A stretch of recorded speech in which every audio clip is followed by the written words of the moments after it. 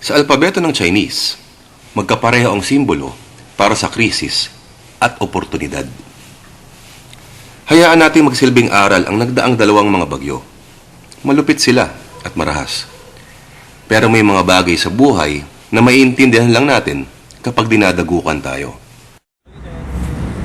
Bukod sa mga bundok-bundok ng basura at putik at mga sira-sira mga appliance, ito ang ilan sa mga aral na iniwan ng nakaraang dilubyo.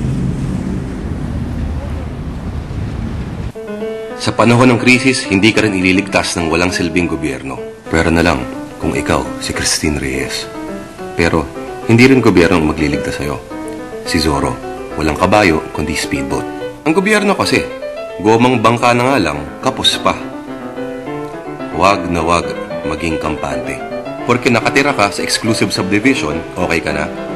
Akala mo dahil never namang inabot ng baha yung lugar ninyo mula nung pinanganak ka, okay ka na. Plastic na itinapon mo, babalik din sa'yo. Oo, maraming pwedeng pukulan ng sisi, gobyerno, pag-asa, mga hinayupak na nagbukas ng dam, at marami pang iba. Pero tol, aminin mo na kahit papano, kahit sa maliit na paraan, may kinalaman ka pa rin dito.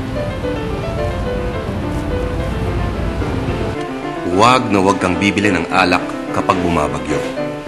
Lalo na kung anak ka ng presidente. Ito yung nangyari kay Pogi, di umano. Pero baka may punto rin siya. Nung ako nabaha, gusto ko rin maglasing eh.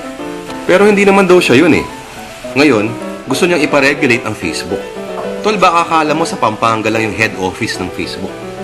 Masyado na tayong maraming material na pag-aari. Siguro pwedeng tingnan ang nakaraang unos bilang isang pangkalawakang espiritual na paghuhugas. Ano ba ang mahalaga sa buhay? Kotse, DVD player, panibagong plasma TV, cellphone, laptop? Kaya ba ng BMW na lumutang sa baha?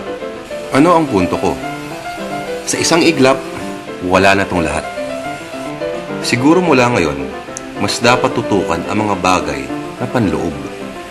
Kahit anong gawin mo, marami pa rin insensitibong tao sa mundo. Lalo na sa mga social networking sites at kung ano-ano mga vlog. Ang tanong, bakit ka papapatol sa mga bobo? Sa panahon ng kagipitan, lumalabas ang kabayanihan. Pero sa panahon din ng kalamidad, dumadami na ng mga ungas. Lalo na mga politikong nagagawa pang mangampanya habang naghihirap ang mga tao. Tandaan ang mga salita ng pilosopong si Friedrich Nietzsche.